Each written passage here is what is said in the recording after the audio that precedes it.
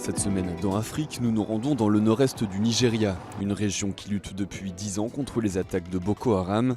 Près de 1,8 million de personnes ont dû fuir leur village et leur ville. Focus. Nous nous intéressons ensuite aux sportifs kenyans. En 2016, le pays a failli être exclu des Jeux Olympiques pour une succession de cas de dopage. Depuis, différentes mesures ont été introduites pour lutter contre ce fléau. Mais tout de suite, les titres de l'actualité.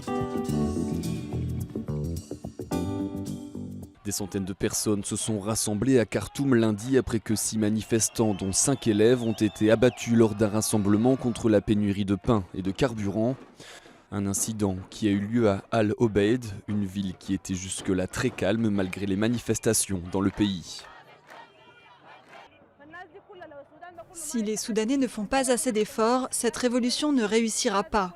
Nous devons tous rester fermes et dire au Conseil militaire que nous sommes toujours là, que cette révolution va continuer même l'année prochaine. La révolution va continuer pour nos martyrs et elle ne sera pas vaine. Depuis le début de la contestation en décembre dernier, plus de 250 personnes ont trouvé la mort dans les heurts entre manifestants et forces de l'ordre. Un couvre-feu a été imposé dans 4 villes du centre du pays. 65 personnes sont mortes le week-end dernier dans un attentat perpétré par des combattants de Boko Haram dans un village du nord-est du Nigeria, alors qu'elles assistaient à des funérailles. Pendant l'enterrement, ils les ont attaqués au cimetière. Ils ont tué 21 personnes sur le coup. Puis quand les autres ont appris ce qui s'était passé, ils les ont poursuivis et les djihadistes les ont tués, ce qui porte le total à 65. L'insurrection de Boko Haram dans le nord-est du pays et sa répression ont fait plus de 27 000 morts en 10 ans. 46 migrants, dont les corps ont été repêchés après le naufrage de leur embarcation au large de la Libye, ont été inhumés dimanche dernier dans un cimetière pour migrants à Tajoura. Ces autres corps seront inhumés ultérieurement. C'est l'un des naufrages les plus meurtriers en Méditerranée depuis le début de cette année. Nous sommes sortis de la mer vivants et nous sommes là aujourd'hui avec 46 de nos frères qui sont morts, des enfants et des femmes que nous enterrons ici. Nous avons survécu à la mer. Nous sommes des Érythréens. Le nombre de migrants présents à bord de l'embarcation ayant coulé dans la nuit de mercredi à jeudi demeure incertain.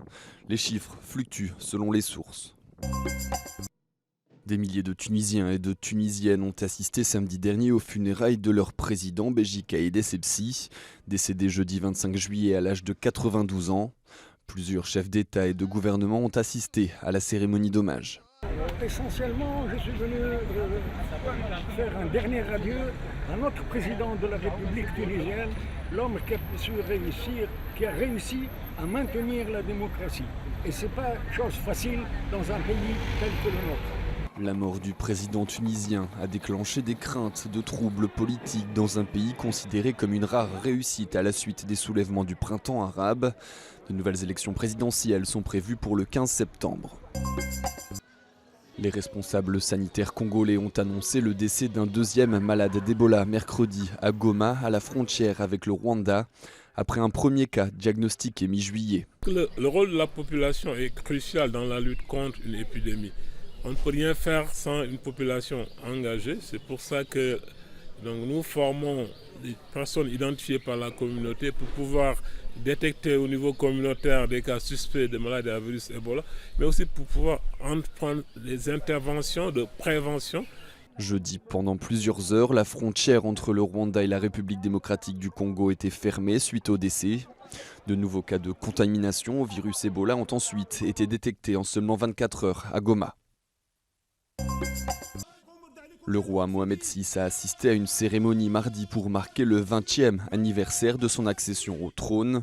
Son fils, le prince Moulay Hassan, et son frère, le prince Moulay Rachid, étaient également présents à l'événement au palais Marchane à Tanger, au nord du Maroc. La veille, le roi a promis une nouvelle étape pour réduire les inégalités au Maroc, en annonçant notamment un remaniement gouvernemental à l'horizon de la rentrée prochaine. Selon les chiffres officiels, le taux de chômage au Maroc oscille autour de 10%, mais atteint 39% chez les moins de 24 ans.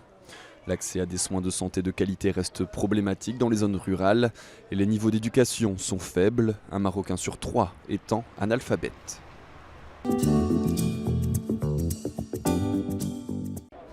Maïdougouri, ces tentes blanches font partie du paysage. 12 000 déplacés survivent dans ce camp qui a ouvert ses portes il y a 4 mois dans le stade de la capitale. Aujourd'hui, il est déjà au maximum de ses capacités. Chassée de son village par Boko Haram, Fatima a fui il y a 5 ans avec son mari et ses 2 enfants. Maintenant, je m'en remets à Dieu. Si un jour la paix revient et qu'on me dit que je peux rentrer chez moi, je retournerai immédiatement dans mon village. Mais le temps passe et la situation ne change pas, donc je n'ai aucun moyen de rentrer chez moi. Depuis 10 ans, les attaques de Boko Haram ont déplacé près d'1 800 000 personnes. Malgré l'aide internationale, leurs provisions sont maigres et leurs abris précaires. Alors, quand l'exil s'éternise, il faut travailler pour survivre. Modou s'est improvisé bûcheron. Ses fagots de bois lui rapportent entre 1 et 3 $ par jour. La faim, c'est le plus gros problème. On a faim. On a juste besoin qu'on nous donne à manger. Je travaille pour pouvoir manger, mais j'ai quand même toujours faim. Quand la situation sécuritaire le permet, le gouvernement les incite à rentrer chez eux. Ibrahim a fui son village en 2014. Il a tenté d'y retourner l'année dernière. Après 3 mois sur place, il a dû revenir à Maïdougouri. J'ai compris que ma vie était en miettes et j'ai pensé à mes enfants. Là-bas, il n'y a pas d'éducation, pas de service de santé, il n'y a rien. Donc j'ai dû revenir ici. En attendant, une connaissance lui prête cette chambre. C'est ici qu'on vit, avec ma femme et 4 enfants. J'ai l'impression de vivre dans une cage. Nous n'avons qu'une seule chambre pour une famille de 6 personnes. C'est dur. Autour de Maïdougouri, les attaques de Boko Haram continuent. Depuis le mois de janvier, 134 000 personnes ont déjà dû fuir leur village.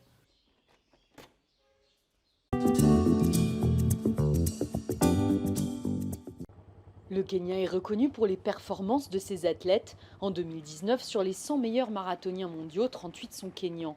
Pourtant, le pays est touché par un fléau difficile à combattre, l'EPO, un produit dopant qui améliore considérablement les chronomètres. Plusieurs athlètes de second plan ont accepté de témoigner à visage caché. Je triche parce que d'autres ont triché. Et je peux vous garantir que 97% des athlètes se dopent. Même aujourd'hui, les grands noms qui courent en ce moment, ils courent, mais ils ne sont pas propres. Ces dernières années, de grands noms de l'athlétisme ont été contrôlés positifs. En 2017, Jemina Sumgong, championne olympique du marathon à Rio.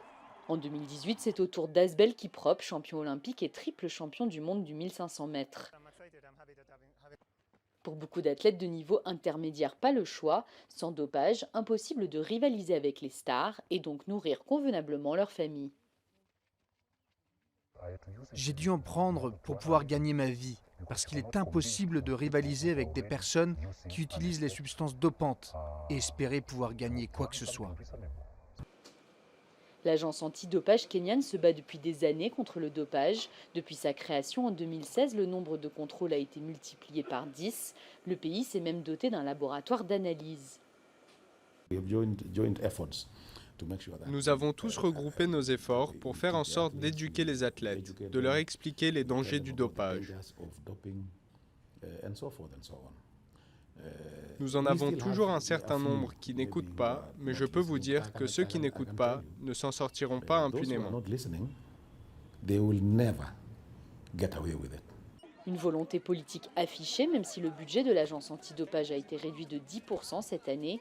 Le pays compte bien profiter des mondiaux d'athlétisme de Doha fin septembre pour faire oublier l'année 2016 et donner une meilleure image de ces 4000 athlètes de haut niveau.